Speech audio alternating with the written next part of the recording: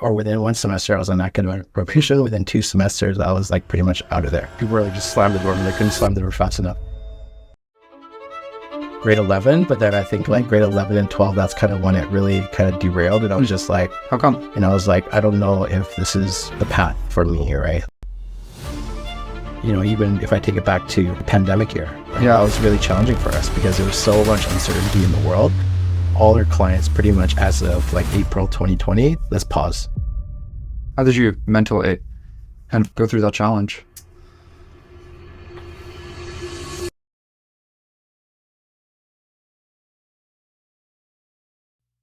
I think a good place to start, I'm a firm believer in terms of your parents being your first managers, something that I got from my boss. I think it's so true, you know, for the first 18 years of your life, you grew up as parents are your two first managers. And so if I was to take a look back at your household growing up, what would I have seen?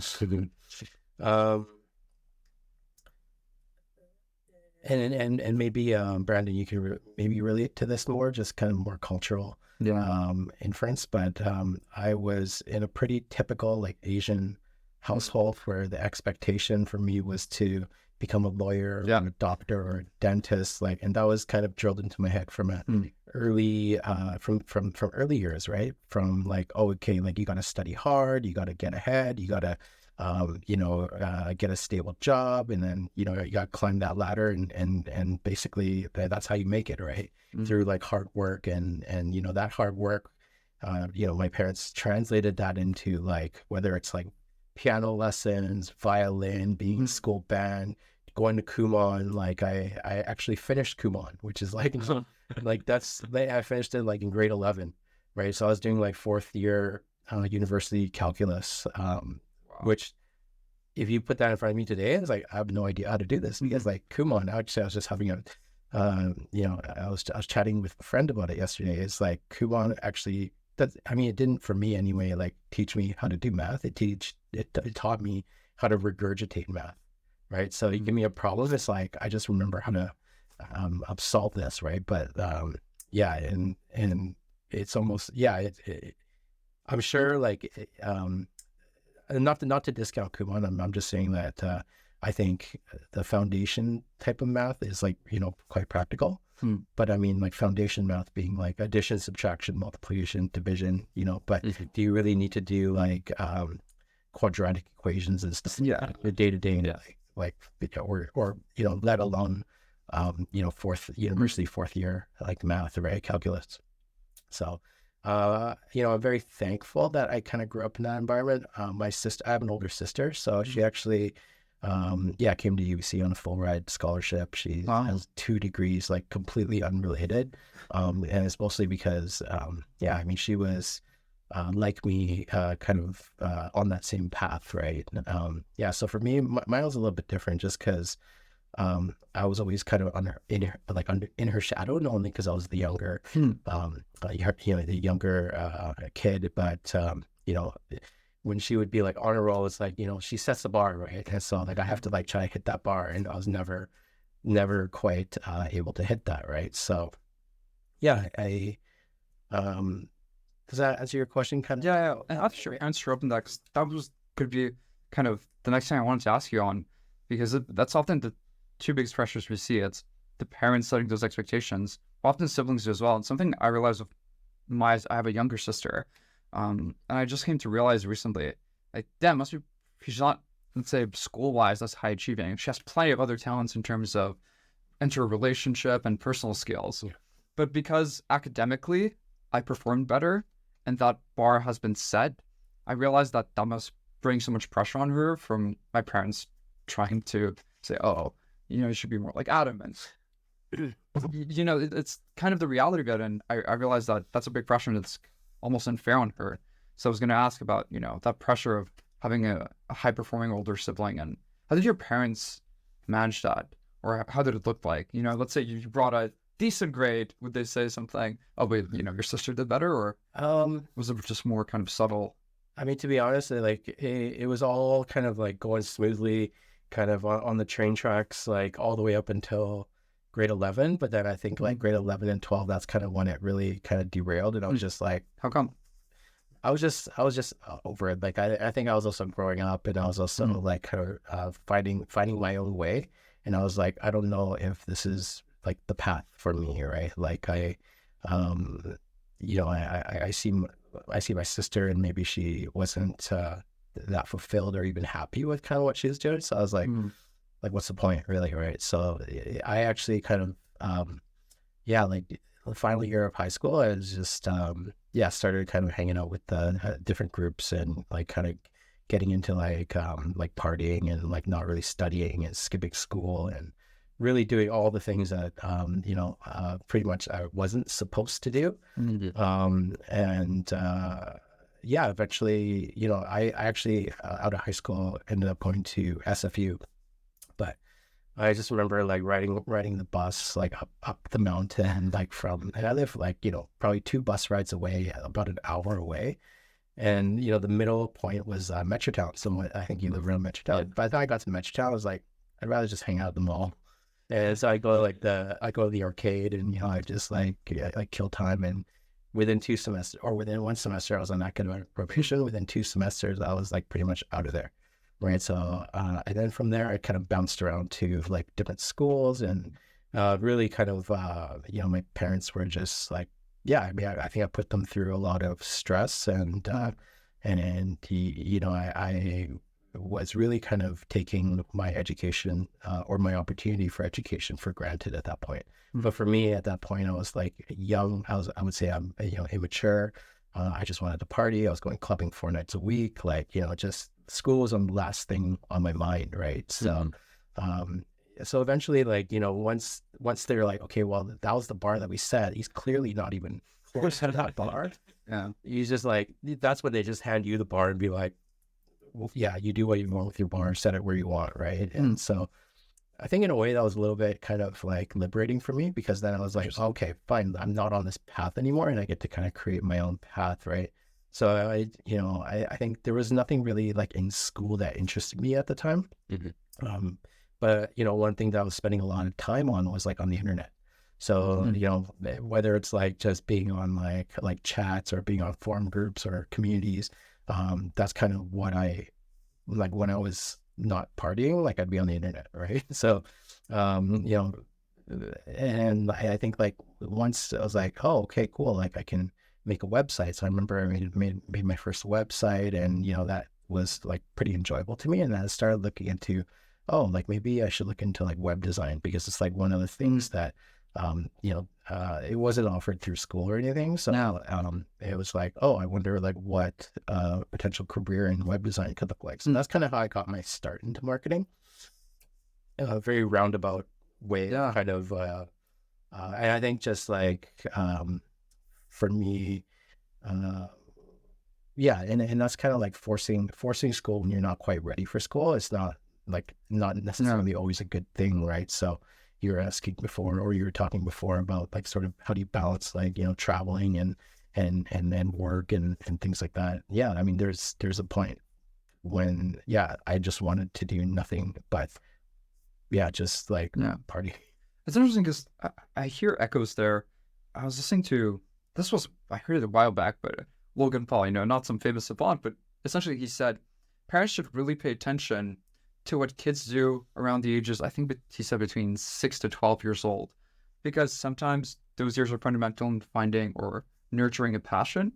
And it's interesting that you mentioned, internet there as a pastime hobby, and that ended up becoming essentially what you do now for a living. If I look back on my early beginning, I was obsessed with Legos. I was obsessed with puzzling. And I think that one for problem solving goes into my nature of wanting to go into entrepreneurship, because that's a constant day of problem solving. Yeah. So I think that's what brings me towards entrepreneurship as well. And then even other sides, I only consumed YouTube growing up.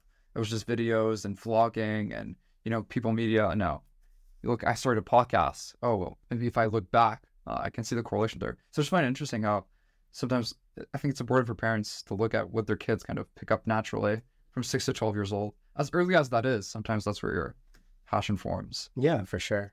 I have a 8-year-old and a 4-year-old kid just myself. So yeah, even within both of them, like they're so different in kind of what they're into. Yeah. But yeah, I'm like you, like at an early age, I was into Legos. I was into actually like drawing, and like I've always been sort of more of an artist, like leaning artistic. And so, yeah, being able to like kind of translate that into like sort of website design and stuff was, yeah, I just felt like for once it was like, it felt right. Like it was like, because prior to that I'd worked, like random jobs. And believe me, when I say random jobs, like, I think my most random job was selling frozen meat door to door out of like a white cargo van with no windows. No. Yeah, but like driving up into like rich neighborhoods and just like knocking at doors and be like, can I interest you in some like chicken cordon bleu or like fried rib? And people were like just slam the door, and they couldn't slam the door fast enough. And I actually lasted that job about 3 hours before I was like, yeah, I don't think this is Wow. Yeah, but I mean, like, from that to, I work in like telemarketing jobs to, I just never found anything that I was really engaged in or really interesting. It was more so like, this is what you do. You get a job and you kind of like, you got to start somewhere, right? And, kind of figure it out. But so when web design was kind of like this opportunity that I was like, oh, it's, I could actually do what I want, like to a certain degree, like kind of create, kind of, bring something, like, imagine it and make it real online, right? That was like super fascinating for me. I feel like Jordan Belfort had this very same job of trying to sell me door to door, and that's how he really got into sales. Yeah. So I think you do share a similar story, but maybe a little different of an outcome. For when you got into your, would you consider it a rebellious nature when you were in grade 11 and moving forward? Yeah. So when you got into your rebellious side, I know that you were able to set the bar lower, and through that you were able to explore and ultimately find what you find passion in and find enjoyment in doing. But on the other hand, there's many of us who are going to university, like here at UBC, and we set the bar really high because everyone else is setting the bar high, and we're just trying to chase something that may not be truly fulfilling, because at the end of the day, we haven't really gone into workplace. We haven't worked full-time jobs in these kind of prestigious positions, and I believe we're chasing money and prestige, even though we may not like to admit it. And we don't do enough self-reflecting and introspection as to, is this really what we want to do for the rest of our lives? And if we're able to get paid a lot in another area, are we still going to pursue this position? So do you think you have any potential tips or tricks for how we can remove ourselves from the mindset of setting the bar really high and chasing prestige into really discovering what we find passion into? Even in what you just said, just the thought of, is it even our bar that we're setting, or is it being set by, all these expectations you mentioned? Which is interesting. I mean, you mentioned like sort of for the rest of my life or for the rest of your life, like that is, when I hear that gives me anxiety, right? To think that I need to find something to be happy with for the rest of my life, right? Yeah, I don't know what the number is, but I think they say like a lot of people like change careers like 3 or 4 times like in their life. So I think just like like for me, I questioned the path that I was on, and I think like once I was able to question that path, but I didn't actually. It wasn't a matter of like, is it this path or this path? Is it really like, I'm on this path? Like, should I even be on this path? It's not like, should I be on another path? Because I don't even know what that path is. And that path actually ended up being something that I discovered. And I was like, and then once I discovered it, it made sense to, this path is way better for me anyway, right? So I think, I would just say like, keep an open mind. Like nothing is I wouldn't recommend thinking of, picking something for the rest of your life, because like if you're set on sort of this path, then you've almost kind of got blinders on, and you're not really, it might prevent you from seeing other opportunities and realizing that there are other potential paths that might be better for you, right? So so I don't know if that's something that and I think through self-reflection and through just like, just questioning whether or not there are other paths out there. I think that's a healthy thing to do, right? And in fact, I think like so many people, especially students, like how many students do you know that graduate and end up doing something completely different than what they studied, right? Yeah. That's so common, and that's why it's like for me, if like I do, I run a company, and I hire people, and whenever they're sending in their resume, I only really gloss over the education part, because the education part just tells me that this person actually committed to starting and finishing something. And whether that's like a 1 year, a 2 year, whether it's a certificate, diploma, degree, PhD, whatever, that just shows me like the perseverance, right? Because I actually ended up going back to school actually, and finishing a degree and like getting a BBA, which is great. But I did that once I was ready to go back to school, and when I thinking that, this is actually going to add value to my life, not take away time, or as an investment in myself. And it was Can we pause for a second? Because I think that's fascinating that you had the choice to leave, and you did you stopped going to SFU, and you came back with a different mindset to say, oh, now this is the right time for me. And I think that's so rare, because most of us just feel pressure to going university. It's this mandatory step for the next level. Can you walk us through kind of that moment and that decision to go back, and how did it contrast with going to SFU when you felt it was just the next pedestal, as opposed to going back to CapU, which it was more by choice? It helped that my girlfriend at the time, and now wife, she was going to CAP, and it was just I saw like what a good experience it was for her, and I think she was the one that. And at this point, I had because in between sort of SFU in between SFU and CAP, I didn't mention that I had sort of semesters at BCIT, Douglas, Langara.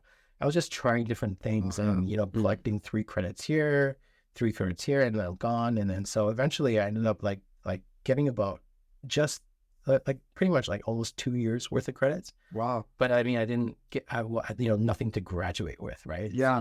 So I was at the same time, I was like, oh man, I've already like, and so that was always kind of on the back of my mind. That's like I'm practically halfway to a degree, and so my now wife says, you don't want to be 40 and like regretting not finishing your degree, or like do it now while you're while you're still relatively young, and I'm glad I did, right? So yeah, she talked some sense into me at that point. But at that point, I'll be honest, it's like going to school just wasn't sort of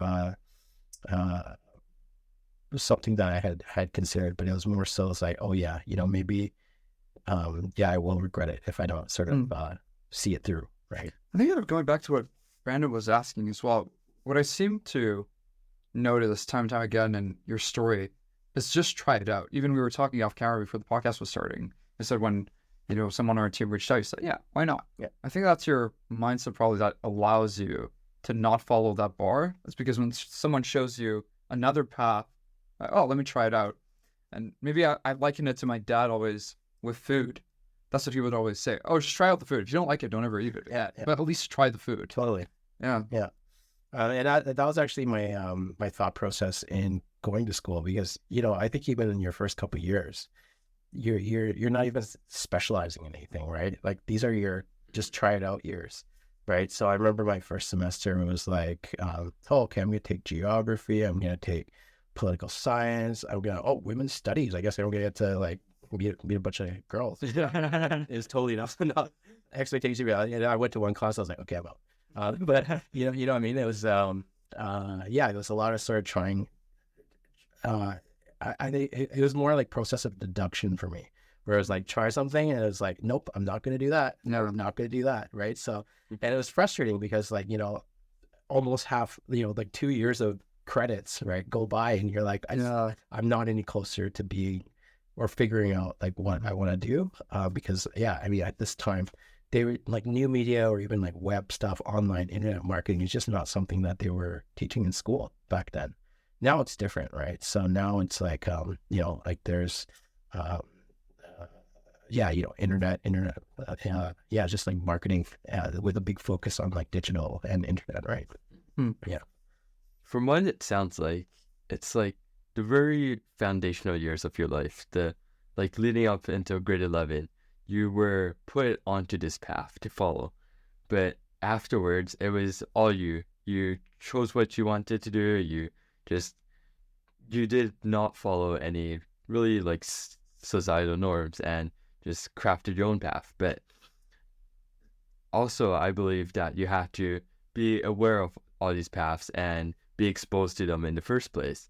How does someone get exposed to potential paths that they can go down?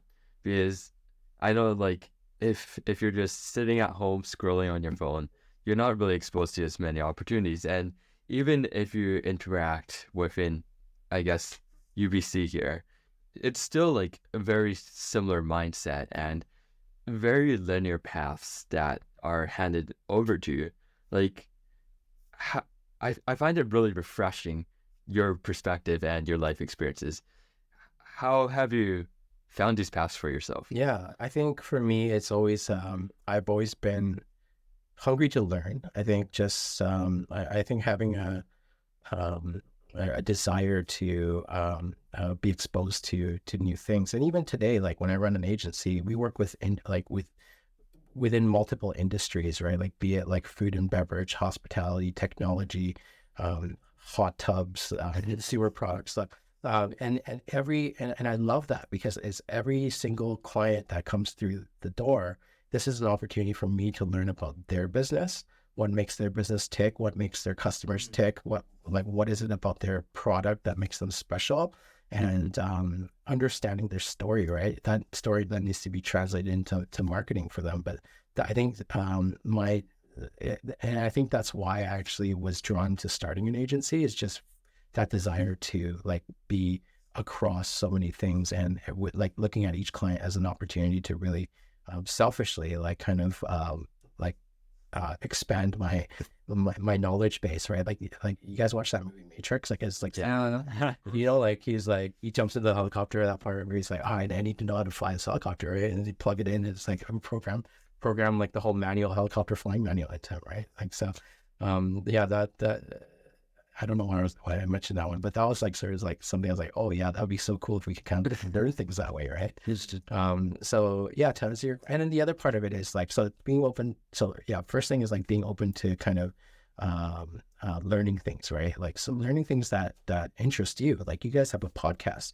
Like if I were to start a podcast, I wouldn't know where to start, right? Like, but I would be really drawn to like, oh, I wonder how people market podcasts. Like, how do I actually grow my audience? How do I actually create content? How do I actually turn this long form audio, video content into short form, content for TikTok or for YouTube or shorts or reels or whatever, right? So, like, how do I actually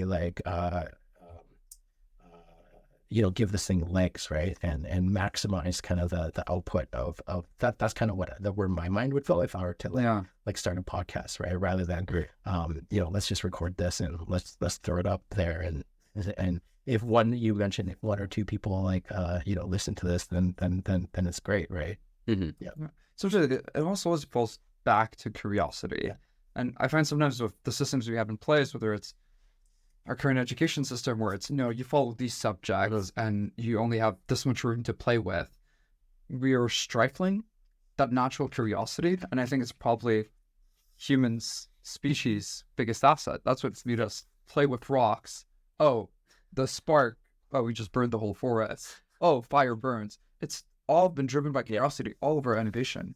I would say the other part of it that was really key for me was actually just networking in general.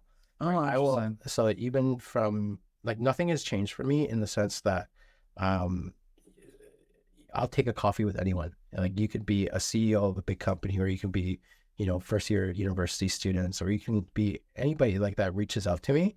And generally wants to meet and chat. Like, I'll give them the time of day. Like, and that's always been something that's like, it's been a part of me, and I find that it's like it's not only like rewarding for me to be able to perhaps have the opportunity to inspire somebody through something I share, or kind of leave them with something.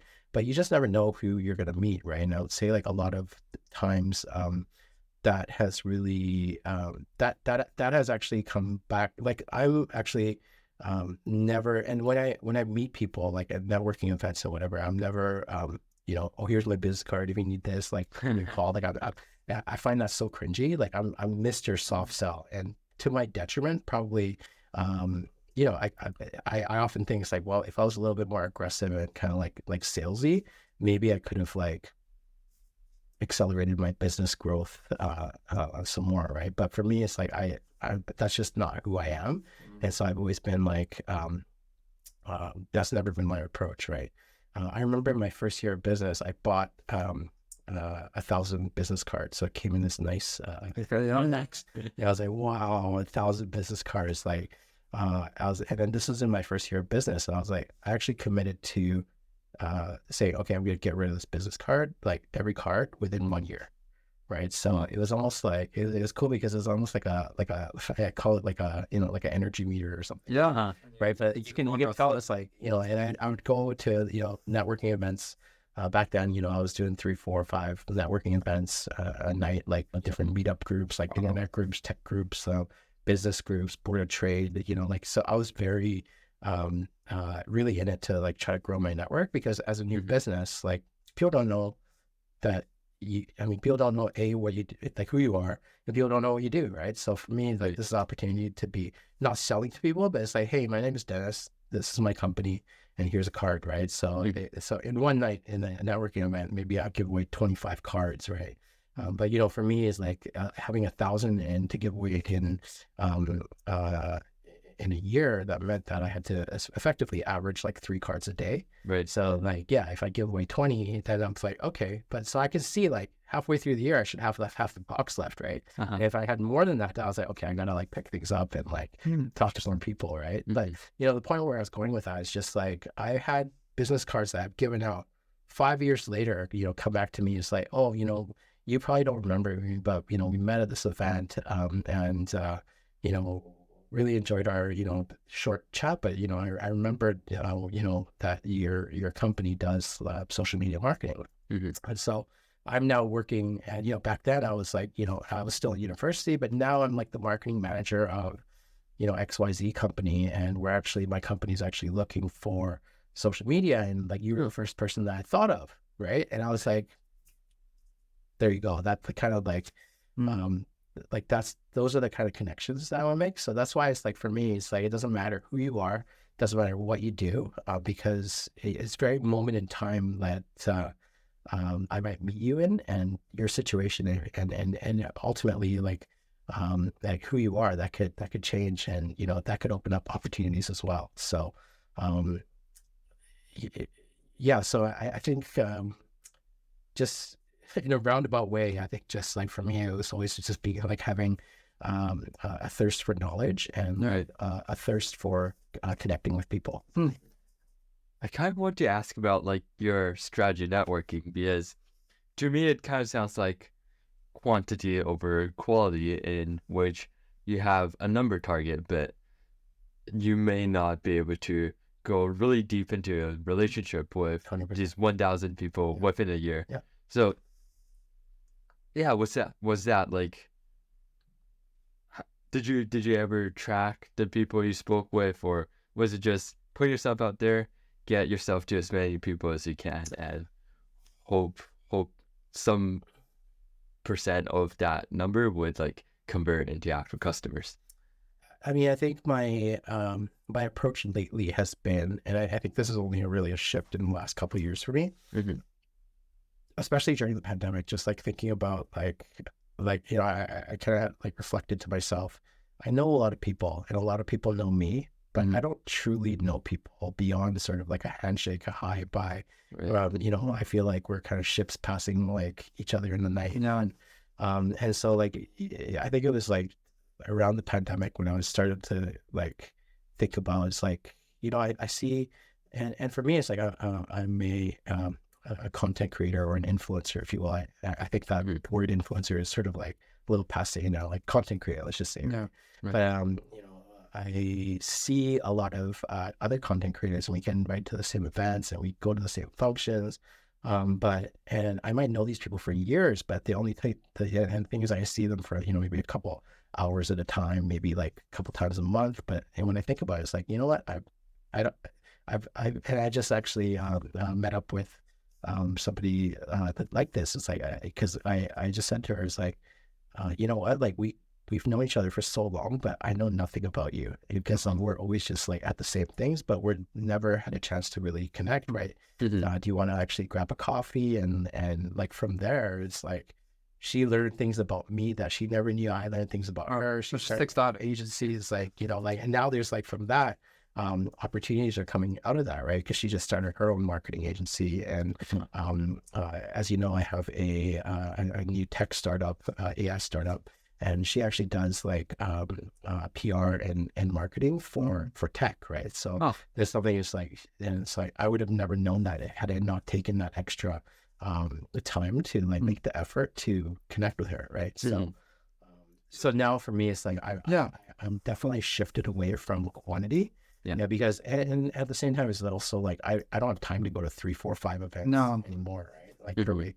So yeah, it's about like, who do I actually it's being more deliberate with kind of my networking now and building deeper connections, which, you know, I think is way more of value to me anyway, and at this phase in my kind of life. Yeah, because I often share the same perspective where we attended a lot of networking events last year, but I always found that maybe you'd meet a couple of people, get their LinkedIn, but essentially there'd be no connection, as opposed to if I reach out to someone for a coffee chat and they somehow accepted, I was able to build so much more of a stronger connection.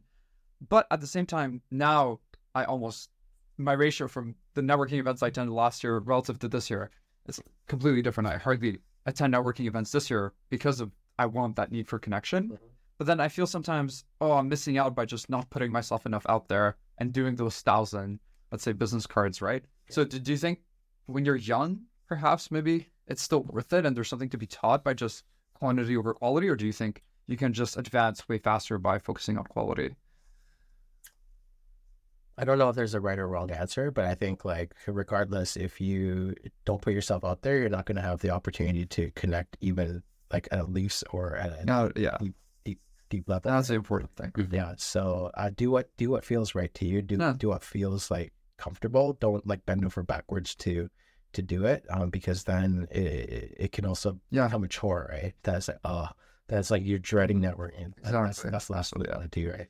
And let's talk about popcorn for a second. Super interested in how that started. I'm guessing similar to my mentor who started a e-scooter company, he always said it came from a process of elimination from him. I visited all the different fields of business and decided, okay, I think entrepreneurship is the only thing that I could potentially see myself doing. And so did popcorn come about in a similar way, or is by process of elimination, or how did that whole story already start? It happened quite organically, I would say. So for me, I, again, like sort of spending all this time on the internet, that was the only thing that was like really interesting to me. It's like I was pretty active on like Twitter and like kind of grow and LinkedIn, I guess. Like try to build. Actually, it wasn't even building intentionally building an audience. Because it was always kind of like more like, this is just my medium to express myself. And so a lot of that was like expressing my love for like Twitter, for instance, would be like, here's the sandwich that I'm eating. You know, like it was like, if like, this is like my, or it would be like, this is a sandwich picture, or it'd be like, here's, I'm a big Canucks fan. I don't know if you guys are hockey fans or anything, but are you a Montreal fan? Yeah, I have to be absolutely. Yeah. So you know, I would often have like Twitter as I'm watching the game, and that would be like kind of the companion, right? Yeah. Like, and I'd be like, really just like kind of offering kind of commentary and opinion, and also there was a community on there of like diehard Canucks fans, and so like that's kind of how I like through, and then also I was like, you know, because had this thirst for learning, I would always be like sharing articles that I found interesting, be it in like things that are happening in technology or marketing. And it's like, oh, okay, I think like maybe somebody might care about this, but I find this cool, so I'm just going to share it, right? And then like some of these things either get replied to or engaged with or retweeted or, but I guess I was actually looking at, so at my peak, I think it was like around 2010, like I was tweeting about like 200 times a day. Whoa. Yeah. So like, and I think about your waking hours, like that's a lot, right? That's a lot of tweets. Yeah. But because of that volume and because I was able to kind of grow my online community, like that, I became sort of like an influencer, I guess you could say. So early on, like how Popcorn started, this is kind of where I'm going with it, is eventually because I was sharing so many things about like places to eat and here's my food, like kind of like dining adventures and things like that, like restaurants start reaching out to me. They're like, hey, we love what you're doing on social media. Like I have a restaurant, like would you like to come in and check me out and like promote me, right? And so I'd go in there and I'd meet the business owners to hear their story, try their food. And then it came very naturally. They said, yeah, I'll share this. And it's like, hey man, like we're just trying to wrap our heads around this social media stuff. Like this is not really like our, like, you don't know how to cook food. We don't know how to do marketing. So 2010, that's when. Yeah, around then was the song. So I started like Popcorn in 2011, right? Because our first few clients were, a French fine dining restaurant. We had a tea house. We had a food truck. We had a pizza spot. And you say we. So did you co-found it with? Yeah, I co-founded it with two other partners. Really early on, like I saw kind of like what I was strong at, but then like if I wanted to kind of build this out as a company, I needed to find people with complementary skill sets that could that could just give us a kind of more be more well-rounded, right? So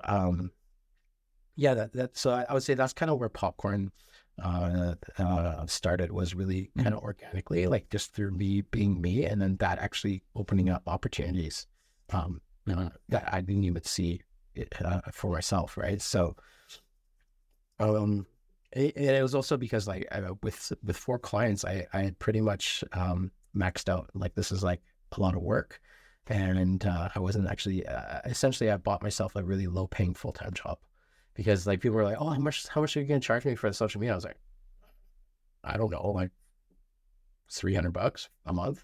And they're like, yeah, okay, that sounds right. And then so I was like 4 clients, $1,200 a month. I was like, what am I doing here? Right? Like I'm working 40 hours a week, did the math. I was like that's not very good.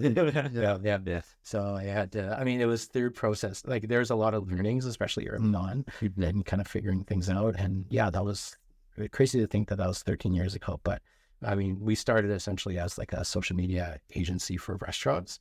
And now we're, like I mentioned before, like across so many different industries, and not only offering social media, but, we're doing a lot of things like influencer marketing. We're doing like search marketing, PR. So we've had to, and even like things like PR, I'd have people reaching out to me soon after, like, in the early years, they were like, hey, do you guys, yeah, it's great that you're doing this social media stuff. Do you do PR as well? And I was like, of course we do. Right? I'd go on LinkedIn, I'd be like, looking for a PR person. Yeah. Like freelancer, like hit me up, right? So I've always kind of like, I've always been very kind of go with the flow, and kind of like tease out the opportunity when one presents itself. How many employees does Popcorn have today? Yeah, I mean, our team is roughly around 10. So like we have 5 in-house and the rest kind of a combination of remote and distributed around different parts of the world too. Yeah. And you've had some quite remarkable clients also over the years. I'm sure that journey, I mean, we're talking about close to 13 years now of Popcorn. So yeah, congratulations for that. That's quite some time. Entrepreneurship is never easy. There's always some stories of hardship and difficulty. Was there any moment in Popcorn where you kind of, doubted that journey of entrepreneurship? In any way? Yeah, I mean, I would say there's highs and lows, right? Yeah, there's highs and lows, and even if I take it back to the pandemic year, right? That was really challenging for us because there was so much uncertainty in the world, and all our clients pretty much as of like April 2020, they were like, let's pause. let's pause. Like we don't know what's going on in our business. Like there's like, we don't know what we should be doing with marketing. Let's just pause, right? So that was like really like, for 5 months, it was like pretty much we fell off a cliff, right? And had it not been for like the things like the wage subsidies that were offered by the government, like CERB and like the other sort of like grants that were available, I think, I don't think we would have survived that year, right? But like fast forward a year later, we're still in the middle of the pandemic, but, and I think like companies were, just kind of realizing that, life goes on and we have to kind of like continue to do marketing, but perhaps in a different way, right? And so, I saw some clients that were really well positioned for COVID, to be like, okay, now we're gonna go. Now it's like, oh, thank God we have an e-commerce store, and now we're gonna go to the moon, right? But then we have other clients who are like, we were literally in the middle of building a website for this retail client, and then the pandemic hit, and then pretty much like she got her legs like swept out from the rug swept out from her feet, and she was wiped out, right? So, it was a tough time for a lot of businesses. How did you keep yourself mentally kind of in check? I mean, you would have had a wife and probably a support system at home, and how did you mentally kind of go through that challenge?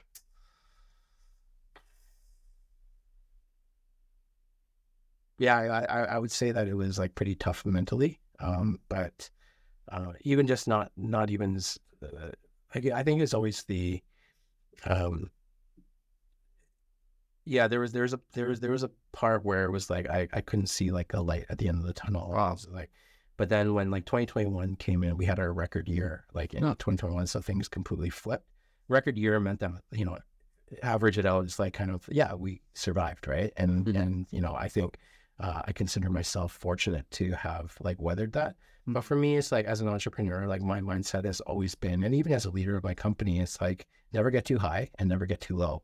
Right. I think that's something that a lot of people say is like something that's actually really like one of my strengths, is that I have this calming presence, even when like things are, dumpster fire, like things rolling around me, like I'm still like chill. Like I might not be chill on the inside, but like how I am, like my demeanor, I'll never, get overly emotional or anything like that. Like, so when times are good, I've taught myself never get too high. When times are tough, never get too low. Try to be even keel, right? And even if like things are, I could say like it's kind of like if you look at a duck floating on a pond, the duck looks like calm and collected, but underneath the water, their feet are going like a million miles an hour. But you would never know just from seeing on the surface, right? So, that's just kind of one thing that I guess I've trained myself to kind of be that way, right? So. Yeah. It seems like from all the challenges you've faced with Popcorn, you decide to pursue another venture in addition, and this time it's a tech AI startup with like how did that come to be? How does someone go from marketing to AI tech? To me, it seems like two very diverse kind of industries.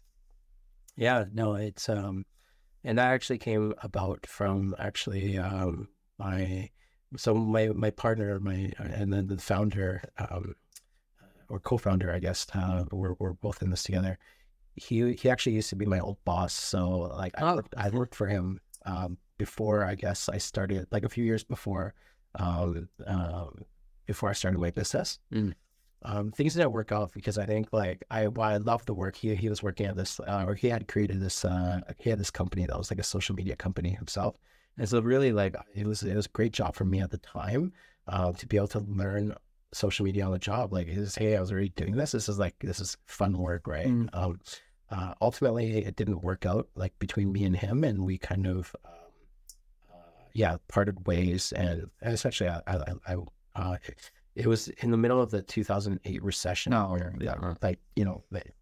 Things didn't kind of shake out well, and sort of like we went our own ways. And now he no longer has that company either, right? So Yeah, he was the one that had kind of the idea to build up a company, like an AI company for like investor relations. So investor relations for public companies using AI to, if you will, like and like thinking about like how you can give people an investor relations like assistant, right? So like that will help you with finding information about public companies. And then on the other side, if you're a public company, this allows you a direct line to your retail investors, right? So yeah, it sounded like when he presented the idea, he's like, we're in the middle of this, like, so this was last year, came to me with this idea, and I was like really interested because I was already starting to embrace AI for me, because like, this is when like ChatGPT, like everyone is all up. Then I was pretty early adopter of like, oh, like how can I actually use this to like make my life easier, right? And so yeah, when he came to me with this opportunity, and this is an area that I was already really curious about, I just decided, jump in with him, and let's do this. Where do you see going? It's something interesting because you've got, as you're running a marketing agency of about 10 people, Sam Altman recently said that he believes we'll see the first generation of perhaps 10 people startups that are worth $1 billion, or, even one person's startup he dared to say that will be worth $1 billion. So in terms of how it's affecting even marketing or the world, how do you see things going? Start maybe specifically to marketing, how that affected your business. Yeah, I mean, I think like, so AI as it is, I mean, you and ChatGPT, for what it is, I would say like it's good for getting you from 0% to 50%, or 50% to 100%. Like, it's good for like either setting up the bones, or like adding that finishing touch. Yeah, but it doesn't get you from 0 to 100. No, it doesn't even get you from 0 to 90. I mean, so, and the output is only as good as like the input as well, right? So I like how that's affected marketing is like I'm now seeing like small businesses who perhaps before would not do anything like with social media marketing, perhaps because they either didn't have the knowledge, the know-how, the expertise, or the time to do it, be able to be like, okay, ChatGPT, this is my company, write me 15 social media posts for for Meta, for Instagram, for Twitter, and recommend me the hashtags I should be using, right? So and then so I was like, okay, that gets me the 0 to 60. Now it's only going to take me, rather than it would have taken me like probably all day to do this, like this task now takes me 15 minutes, right? So that I think is it's going to simplify a lot of different functions. And for me, it's like I even actually used it to like analyze a contract. And so one of the contracts that I have, like our vendor agreements, I was like, I'll put it into here and tell me like how I can actually improve this, and like maybe add in this clause about this, and then it was like it's ready to go. I was like, wow. Like, damn, like I didn't have to pay a lawyer to do right. And all these companies, like maybe small businesses, like I don't have to pay a company to do that, right? So I think in a lot of ways, like I think repetitive tasks or things that can be automated will be automated, and I think that's going to actually free up people's time to be able to work smarter, not harder, right?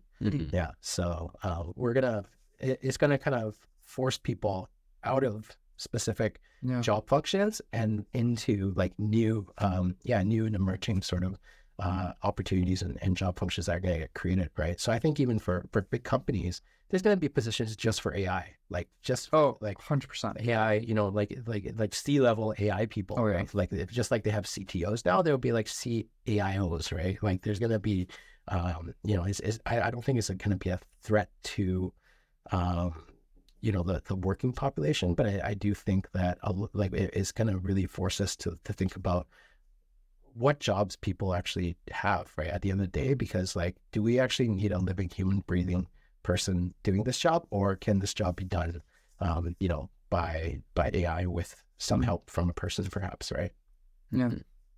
As a tradition on this podcast, the very last question we would like to ask is to get your thoughts on a quote left by the previous guest. And the quote comes from CEO that's repairing sidewalks, so kind of aligns with the past we're talking about, exploring different paths. And Repairing sidewalks. yeah, he acquired a company that is called Safe Sidewalks, and they're located in Canada, repairing sidewalks and making sure they're walkable.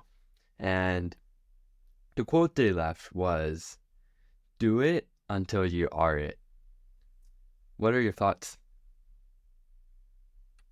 It's a spin on fake it till you make it. Yeah. Do it until you are it. I mean, I think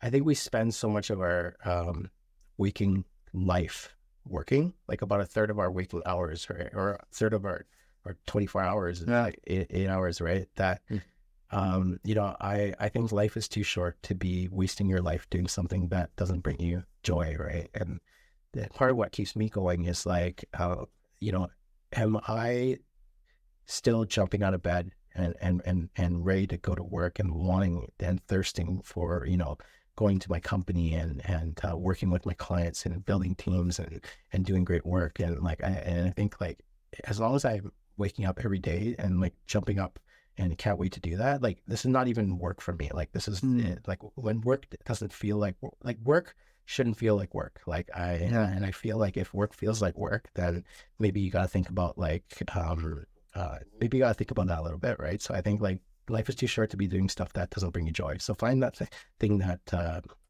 is bringing you joy, or figure out a path to allow you to get to a spot that you are sort of finding that opportunity for yourself to bring you joy. Because 8 hours a day is a long time, right? So yes, I don't know if that's kind of how I interpreted that. I guess. Thanks so much, Dennis. It means a lot. I think your wisdom in terms of trying new things out and that embodiment will be a refresher to our listeners. So thanks so much, Dennis. Oh, thanks. It's a pleasure being here. Thanks, guys.